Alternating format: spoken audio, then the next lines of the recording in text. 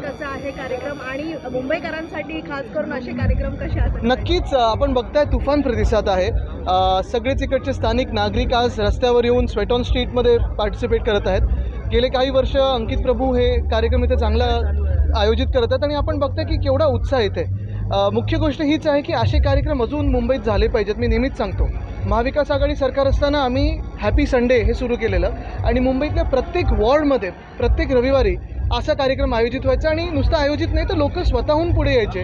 Cycling असेल, football असेल, cricket असेल, कबड्डी असेल, हे रस्त्यावर देखील खेळायचे. मला वाटतं ही मुंबईकरांसाठी गरज आहे, कारण आपण दिवसरात्र मेहनत करत असतो, 24 तास काम करत असतो आणि असे कार्यक्रम होणं आणि स्वतःहून देखील मुंबईकरांनी रस्त्यावर उतरून खेळणं हे खूप गरजेचं आहे.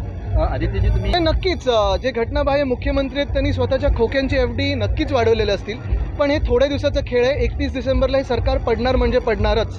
मुख्य गोष्ट हीच आहे, आपण पाहिलं असेल मागच्या आठवड्यात जे मी रस्ते जे नवीन टेंडर तर दक्षिण मुंबईसाठी निघालं आहे त्याच्यावर काही मूलभूत प्रश्न विचारलेले आहेत, पण अजूनही उत्तर मिळालेलं नाही मुंबई महानगरपालिकेतून. आता मी विचार करतोय हक्कभंग वगैरे त्याच्यावर आणायचा, पण मुळात हेच आहे की मुंबईकर प्रश्न विचारत आहेत. मुंबईची लूट सुरू आहे, महाराष्ट्राची लूट सुरू आहे आणि हे घटनाबाह्य सरकार जे आहे ते कुठेही उत्तर आम्हाला देत नाही. उत्तरं देतात ती दिल्लीला देतात, महाराष्ट्राला देत नाही. काही काही जी उत्तरं आलेली आहेत त्याच्यात आपण पाहिलं असेल की 2-3 आमदारांनी आम्ही ज्यांनी पत्र लिहिलं वेगळी उत्तरं मिळत आहेत.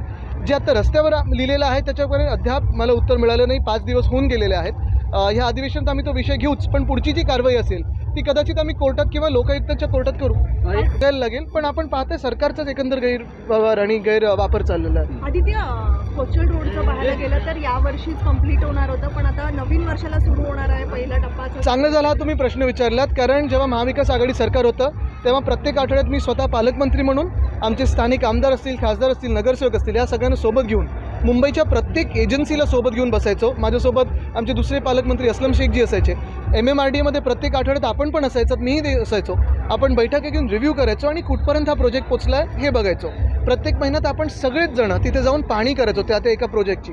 जेव्हा महाविकास आघाडीचं सरकार होतं उद्धव साहेबांनी MTHLचा देखील पहिला गर्डर लॉन्च केला होता आणि जी टाईमलाईन दिली होती ती आमच्या टाईमलाईनप्रमाणे सप्टेंबर 2023पर्यंत MTHL पूर्ण झालं असतं. ट्रान्स हार्बर लिंक म्हणजे नवी मुंबईला तुम्ही या 10 मिनिटात पोचलं असतात. बरोबर ऑक्टोबरच्या आसपास आपला वरळी शिवडी कनेक्टर व्हायला पाहिजे होता आणि डिसेंबर 2023ला कोस्टल रोड व्हायला पाहिजे होता. सरकार आल्यानंतर हे घटनाबाह्य सरकार बदलल्यानंतर आणि बसल्यानंतर आपण पाहिलं असेल या घटनाबाह्य सरकारांनी खोकेसाठी काही प्रोजेक्ट डिले केलेले आहेत, एस्केलेशन केलेले आहेत. खरं तर MTHLचं उद्घाटन हे आत्तापर्यंत व्हायला पाहिजे होतं, पण नुसतं स्वतःची उद्घाटनाची तारीख अजून जमत नाही आहे म्हणून 25-26 डिसेंबरची ही तारीख दिलेली आहे. नवी मुंबईची मेट्रो 5 ते 6 महिने ही पूर्णपणे तयार होती, पण वेळ नाही म्हणून उद्घाटन झालं नाही. म्हणजे मी सातत्याने जे सांगत आलेलो आहे की लोकांकडे दुर्लक्ष, महाराष्ट्राकडे दुर्लक्ष, पण दिल्ली किंवा गुजरातवरून इशारा आला की धावपळ करायची. हेच आत्ता सगळी पॉलिसी चाललेली आहे. कोस्टल रोड असेल, MTHL असेल, वरळी शिवडी कनेक्टर असेल, नरिमन पॉईंट कफ परेड कनेक्टर असेल, दहिसर मीरा रोडचं कनेक्टर असेल, हे सगळे विषय आता प्रलंबित राहिले. त्या वेळेला भाजपला भीती वाटत असते, त्या वेळेला असे घाणेरडे प्रकार करत असतात. नुसतं इथे नाही तर जगभरात आपण पाहाल ज्यांची त्यांना भीती वाटते त्यांची बदनामी करायची, कॅरेक्टर असॅसिनेशन करायचं, हे सगळं सुरू असतं. प्रत्येक अधिवेशनाच्या वेळी आपण पाहता हे असं वातावरण निर्माण करतात, कारण आम्हाला त्यांच्या मनात आमची भीती एवढी वाढलेली आहे. मी एवढंच सांगेन, डर अच्छा आहे, पण एकच गोष्ट आहे की देशभरात जे सत्यासाठी लढत आहेत, सत्यमेव जयतेसाठी लढत आहेत, त्यांना सतवलं जातं. आपण पहा घाणेरडे कॅरेक्टर असॅसिनेशन असे आरोप लावणं ही त्यांची आता पॉलिसी झालेली आहे. गेल्या 10 वर्षात नाही, आता आम्हाला जाणवायला लागलं त्यांच्यासोबत 25 वर्ष असताना असं खोटं बोलायचं पण रेटून बोलायचं आणि बदनामी करायची ही आधीपासूनची पॉलिसी. आदित्य साहेब, मी आत्ता महाराष्ट्राला पुढे नेत आहोत. पहिली महत्त्वाची गोष्ट म्हणजे ह्या महाराष्ट्राच्या तरुणांना न्याय देण्याचं काम करत आहोत. मी हा फार छोटा विषय, मी माझ्यासाठी लढत नाही आहे, मी महाराष्ट्राच्या तरुणांसाठी लढतो आहे, आपल्या देशाच्या तरुणांसाठी लढतो आहे. आज आपल्या राज्यात लोकशाही संपवलेली आहे, कायदा सुव्यवस्थेची आपण पाहताय धज्जे उडवलेले आहेत. आज आपल्या राज्यातून वेदांता फॉक्सकॉन असेल, एअरबस टाटा असेल, सगळेच प्रोजेक्ट हे गुजरातला चाललेत. वर्ल्ड कप फायनल देखील गुजरातला नेलेली आहे. ह्याच्यात मी स्वतःसाठी लढणं योग्य नाही, मी महाराष्ट्रासाठी लढतो. धारावीच्या मुंबईकर म्हणून लढा देत आहोत आणि नक्कीच सगळे मुंबईकर म्हणूनच याला पुढे नेऊ, कारण आमची मुंबई कुठच्या एका व्यक्तीला विकून चालणार नाही. आपण जर पाहताय ते एवढंच आहे की आम्ही विकासाच्या विरोधात नाही आहोत. विकास हा आमच्या वेळी देखील आम्ही पुढे नेत होतो.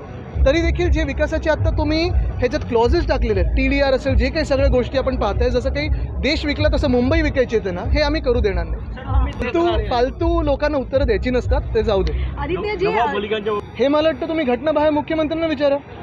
बाजूला बसतात आता सगळे दाऊदचे जे पार्टनर्स आहेत ते त्या युतीत गेलेले आहेत, तर आता पुढे काय होणार हे तुम्ही त्यांना विचारा. आदित्यजी 24 उलट एक तरुण म्हणून ह्या महाराष्ट्रात चांगलं वातावरण बनावं. एक महत्त्वाची गोष्ट आहे की आरक्षण हा विषय आहेच, पण त्याही पुढे जाऊन महत्त्वाची गोष्ट म्हणजे आपल्या राज्यात गेल्या 1-1.5 वर्षामध्ये नवीन रोजगाराच्या संधी उपलब्ध झाल्या आहेत का, ज्याच्यासाठी आपण आरक्षण मागत आहोत.